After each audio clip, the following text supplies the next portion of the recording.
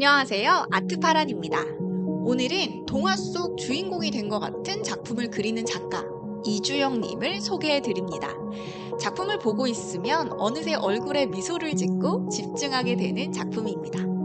우리가 어린 시절 아는 어린 왕자, 인어공주, 피터팬, 아기돼지 삼형제 등 동심 속 만화를 작가의 해석으로 더 아름답게 구상한 작품입니다. 작가는 작품 속 등대가 비추는 빛 속에 어떤 메시지를 전달해주고 싶었을까요? 작가 인터뷰를 통해 직접 들어보도록 하겠습니다.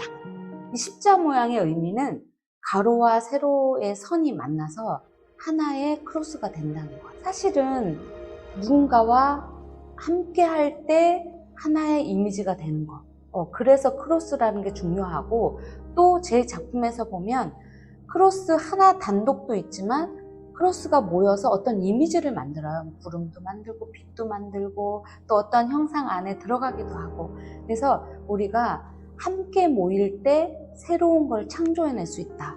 이런 의미를 좀 담고 싶어서 크로스를 하게 됐고, 작가로서 딱 봤을 때 이게 되게 심오해야 된다? 막 이런 거에 굉장히 제가 되게 얽매여 있었는데, 어느 날 이렇게 생각을 해보니까 내가 그릴 때 행복하고 내가 그릴 때 재밌고, 그리고 누군가 봤을 때 그냥 쉽게 접근할 수 있는 그림이 더 나하고 맞구나, 이런 생각이 들었어요. 그래서 그걸 버리고 내가 정말 행복한 작업을 하자, 이렇게 하면서 시작한 게 지금 시리즈예요. 저는 작업을 할 때 일단 제가 가지고 있는 그 작품의 모티브들이 되게 이제 편안하잖아요. 그래서 되게 일반적이고 그런 거를 다시 제가 재구성하는 작업을 하고 있어요. 그래서 등대 또는 어린 왕자, 인어공주, 피터팬, 가족, 이런 일반적인 그런 일상에서 볼 수 있는 여러 소재들, 그리고 사람들이 그냥 다 누구나 좋아할 만한 그런 시리즈, 그런 내용들을 가지고 제가 그거를 한 화면 안에서 새롭게 재구성하는 거예요. 누군가 그런 얘기를 했다고 해요. 우리 인간이 만들어낸 어떤 구조물이나 조형물 중에 등대만큼 이타적인 건축물은 없다. 그래서 등대라는 것은 사실은 누군가를 지켜주고 길라잡이를 해주고 어떤 그런 상징이잖아요. 그래서 그 등대라는 것이 갖고 있는 그 의미, 그래서 제 그림을 봤을 때 누군가든 내 인생에 등대와 같은 존재가 분명히 있다. 나를 비춰주고, 내가 좀 인생에서 길을 잃었을 때 나를 인도해주고, 그런 등대 같은 존재가 있다라는 걸 보여주고 싶어서 등대는 빠지지 않아요, 제 그림에.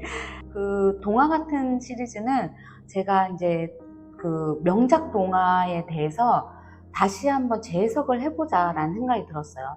명작 동화가 잔혹 동화인 경우가 좀 많아요. 결말이 우리가 너무 잘 아는 동화들 중에서도 사실은 뒤에 끝은 굉장히 무섭게 끝나는, 죽음으로 끝난다던가, 이런 동화를 어릴 때 모르고 읽었더라고요. 그래서 제가 이건 좀 바꾸고 싶다. 그래서 저의 작가의 아주 작은 소견으로 동화를 재해석해보자, 이런 생각이 들어서 이제 인어공주도 그렇고 신데렐라 이런 작품들을 제가 좋은 결말로, 아기돼지 삼형제 이런 것도 늑대한테 잡혀먹는데 제가 등대빛을 늑대한테 비추면서 잡혀먹죠. 빛이 있으면 어둠이 사라지잖아요. 그래서 나쁜 마음 먹었던 게 빛으로 인해서 사라져라.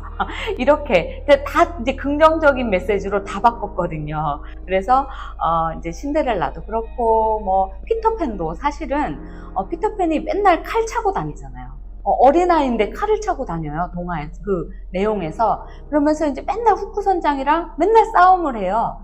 이건 좀 아니다. 그래서 칼을 빼고, 제 그림에서는 칼을 빼고 평화의 상징인 하얀 비둘기가 감람나무 잎이라고, 올리브 나무 잎을, 평화의 상징을 물고 희망을 물고 같이 팅커벨과 함께 그 네버랜드로 가는 그 장면을 제가 그렸어요. 그래서 후크 선장과 이제 더 이상 내 그림 안에서만이라도 둘이 싸우지 말고 영원히 늙지 않는 네버랜드에서 행복하게 살았으면 좋겠다. 라는 그런 메시지를 담고 싶어서 이렇게 바꿨어요. 네. 어떤 하나의 작품을 구상했을 때 시리즈 작품이 있어요. 그래서 말씀하신 가족도 가족 1, 가족 2 뭐 이렇게 가는데 가족 1을 자세히 보시면 아이가 좀 어릴 때 모습이에요. 그리고 가족 2를 보면 아이가 좀 자랄 걸로 그려요. 시간차를 두고. 그리고 가족 1에서는 없던 가족 2에는 요즘 반려묘, 반려견들이 가족이잖아요. 그래서 반려견을 골든 리트리버를 그려놓았어요. 작품을 그릴 때마다 그 작품의 한 장면에서 끝내기가 너무 아쉬운 내용이 있는 거예요. 저는 이제 작품의 스토리가 다 있다 보니까 요 다음 장면을 보여주고 싶은 거예요. 그 다음 장면. 사람들이 작품을 보면 이 다음은 뭘까 생각할 것 같은 거예요. 제 생각은. 그래서 요 다음 장면은 요렇게. 그 다음 장면을 너무 보여주고 싶어서 특별히 이제 가족 시리즈 같은 경우도 몇 년이 지나서 갔을 때 처음 갔을 때는 보름달이 떠있던 밤이었는데 그 몇 년 뒤에 아이가 좀 자라고 반려견이 생겨서 같이 갔을 때는 초승달이 떠있거나 뭐 이렇게 뭔가 변화가 있어요. 그리고 인어공주 시리즈도 보면 처음에 인어공주가 왕자를 발견했을 때 뒤에서 먼발치에서 왕자를 보고 있어요. 그때는 등대 불빛이 안 비쳐 있어요. 근데 그 다음 시리즈는 똑같은 장면인데 등대가 왕자를 비춰주고 폭죽이 터지고 있고 이렇게 장면을 바꿔주는 거죠. 그리고 이제 또 어린 왕자가 달맞이하는 작품이 있는데요. 처음에 어린 왕자와 사막여우가 그 달빛에 앉아서 달을 바라보고 있는 장면인데 첫 작품은 달이 아직 물속에 잠겨 있어요. 한 3분의 1, 4분의 1 정도가 물에 걸쳐 있어요. 그리고 그 다음 작품은 달이 이제 두둥 떠오른 거죠. 하늘로 떠오른 장면을. 그래서 약간 그 스토리를 담아서 요 작품에서 그 다음 장면을 너무 보여주고 싶어가지고 자꾸 그런 시리즈 작업을 하게 되는 것 같아요. 네. 저는 사실은 이제 작가들이 그림만 그리면서 살기 참 어렵잖아요. 그러다 보니까 벽화 그 주문 제작을 좀 많이 했어요. 그래서 제가 지금까지 벽화 작업한 게 한 100여 건이 넘는데요.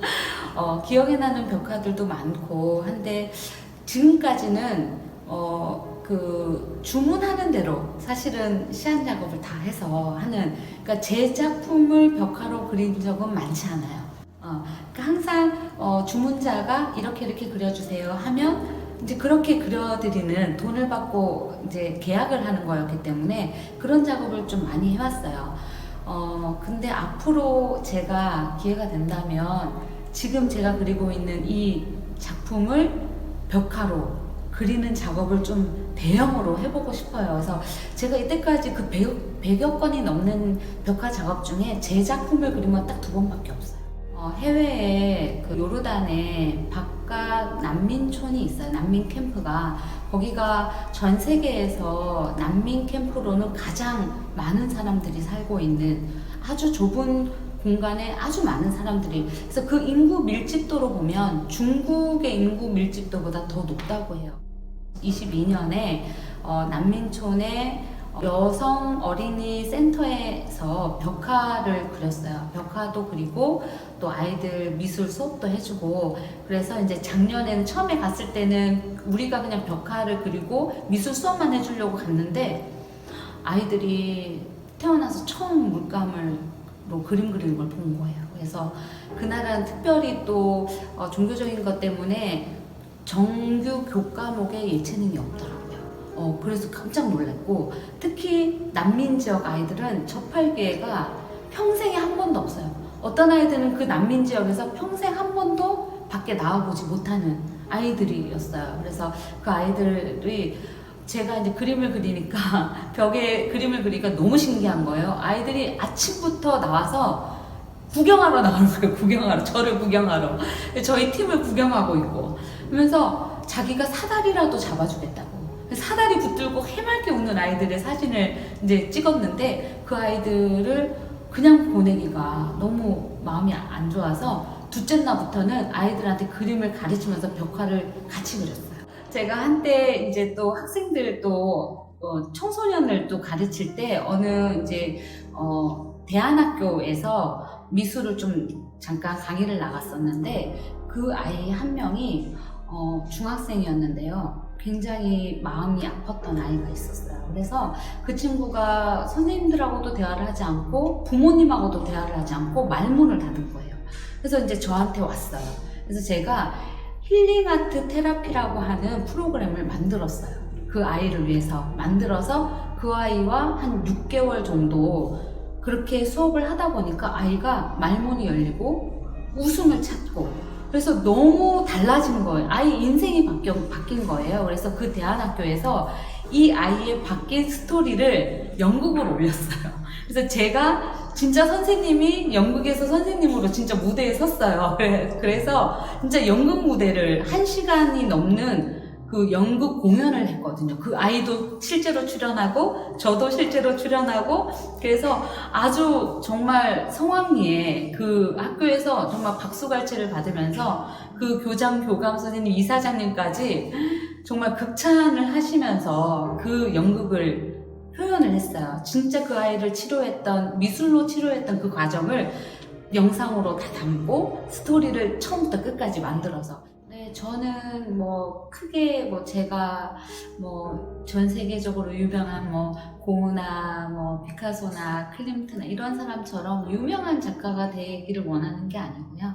그냥 제가 살아가는 이 시대에 제 옆에 있는 사람들이 그냥 제 그림 보고 행복했으면 좋겠고 희망을 좀 가졌으면 좋겠고 삶을 내려놓고 싶을 때 제 그림을 보면 왠지 모를 삶에 다시 의욕이 생기고 살아야겠다라는 생각이 들 수 있는 그런 작품을 하는 작가이고 싶어요. 그래서 늘 희망, 뭐 행운, 뭐 이런 너는 혼자가 아니야.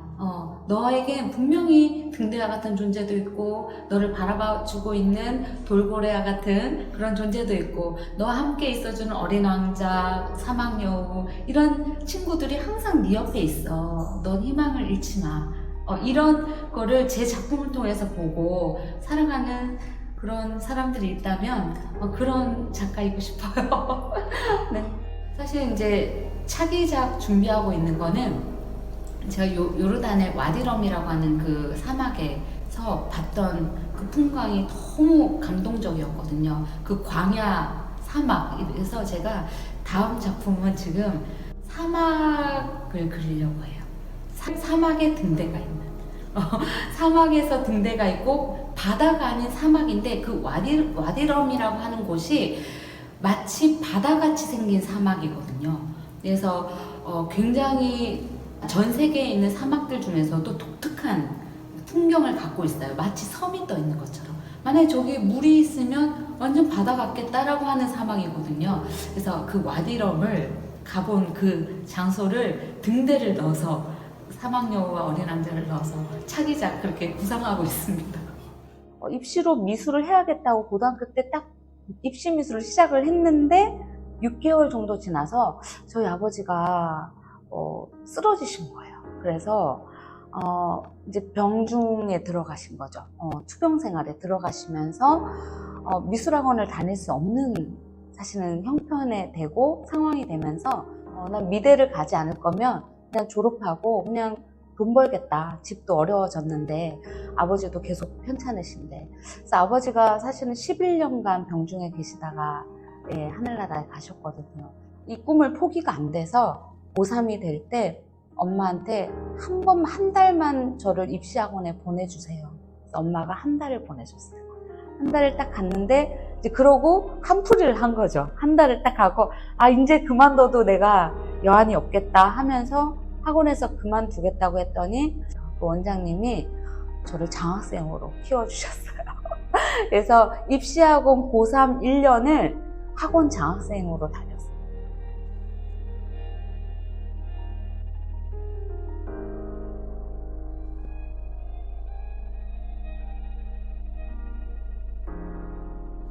저의 그 미술적인 영감, 재능은 저희 아빠한테서 왔다고 저는 생각을 해요. 그래서 아빠가 굉장히 예술성이 뛰어나신 분이셨어요. 그래서 평생 뭐 영어 선생님으로 사셨지만 아빠가 하모니카도 잘 부시고 피아노도 좀 치시고 그림도 되게 조예가 깊으셨어요. 그리고 글을 굉장히 잘 쓰셨어요. 그런 예술적인 감성이 굉장히 뛰어나시고 아버지가 건강하실 때 사진 작가 이상으로 집에 암실이 있을 정도로 사진을 또 찍으셨어요. 그래서 제가 대학교 다닐 때는 아빠가 찍었던 사진을 많이 그렸던 것 같아요. 그때는 인터넷이 없기 때문에 우리 아빠 자료가 제일 좋더라고요. 그래서 그런 것들을 했고 또 아빠 편찮으실 때에도 항상 저한테 제가 추상 작업을 할 때 영화 이제 끝자리로 영화 작품은 구상이 더 좋은 것 같다. 근데 지금 이제 구상으로 돌아왔잖아요. 그래서 아버지의 영향이 크고 아빠가 저한테 내가 아파서 너에게 경제적으로는 해주지 못하지만 너를 지지한다는 그 표현들이 있었기 때문에 그 마음으로 지금까지 할 수 있었던 것 같아요. 그리고 아빠가 11년간 앓다 가셔가지고 처음에는 아빠를 원망을 너무 많이 했어요. 제가 고등학교 1학년 때 미술학원을 못 다니게 된 게 아빠가 쓰러지셔서 가정 형편이 어려워지니까 미술학원을 못 다니는 게 너무 화가 났어요. 그리고 아빠가 이제 반신이 다 마비가 오셔서 장애인이 되셨는데 그 모습도 너무 친구들한테 말하기가 부끄러웠어요. 그래서 너무 창피해가지고 숨기도 하고 친구들한테 말하기 싫어서 우리 아빠가 쓰러지셨다 편찮으시다는 말이 입에서 안 떨어지더라고요. 그래서 숨기고 혼자 원망하고 아빠를 너무 미워했던 그 청소년기가 있었어요. 그런데 결국은 아빠가 주신 유전적인 그거와 또 영특함과 재능을 주신 걸 가지고 지금 제가 작가가 돼 있어요. 그래서 아빠가 돌아가시고 나서도 꿈에서 간혹 저를 응원해 주시는 꿈도 꾸거든요. 그래서 지금 하늘나라에 계실 텐데 아빠 너무 사랑하고요. 아빠 쓰러지셨다고 제가 너무 미워했던 거 용서해 주세요. 네, 더 훌륭한 작가로 아빠한테 보여드릴게요. 사랑해요.